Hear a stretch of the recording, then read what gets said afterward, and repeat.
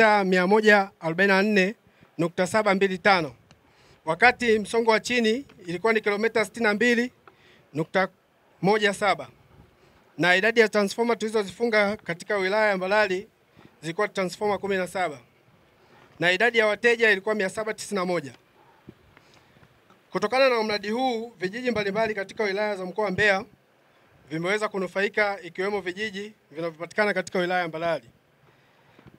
Nitavisoma vijiji ambavyo vimenufaika katika wilaya hii ya Mbalali. Kijiji cha kwanza Igumbilo, Ikanutwa, Uhambule, Ilolo, Maendeleo, Ibelege, Limseni, Matebete, Mbalino, Kapyo Mpakani, Kabete, Ipwani, Ibumila, Mlungu, Magigiwe, Mapogolo, Mpolo,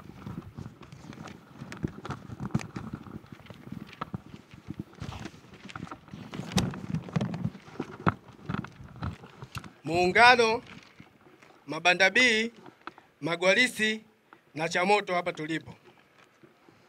Ndugu Mheshimiwa Mkuu wa Mkoa, gharama za mradi katika wilaya ya Mbalali umegharimu shilingi za Kitanzania bilioni 7,832,379.99.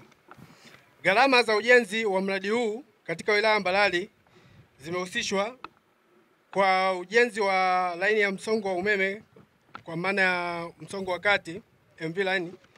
Thamani yake ilikuwa ni bilioni 4,840,151,465 kwa maana ya senti 23.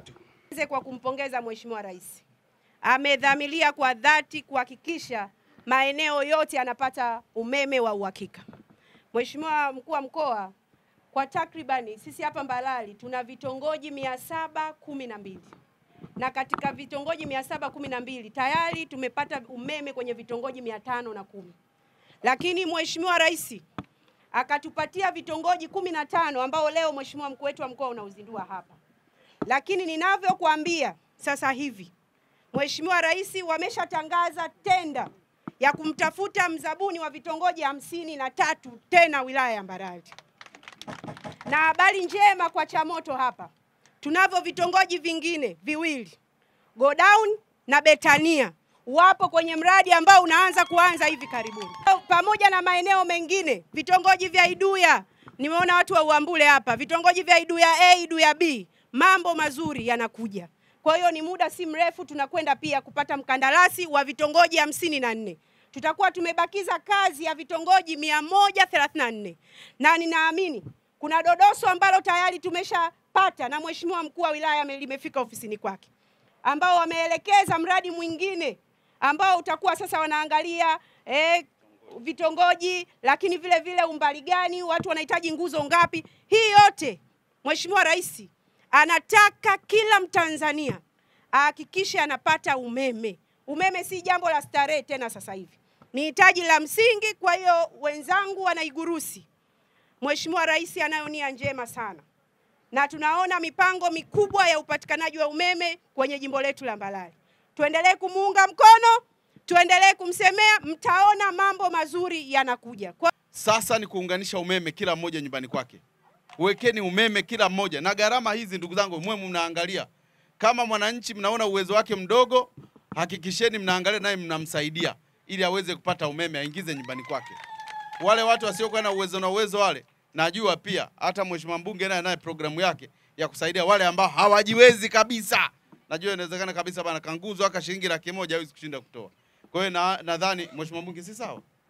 Na yeye anasema sawa, ataangalia kama mshahara wake anakopata na kaweze kushirikiana na wananchi wake. Ndio mambo ya ubunge haya. Wengine hawataki hata kutoa hata 10. Ukimuuliza, mimi nasubiri kuhonga siku ya mwisho.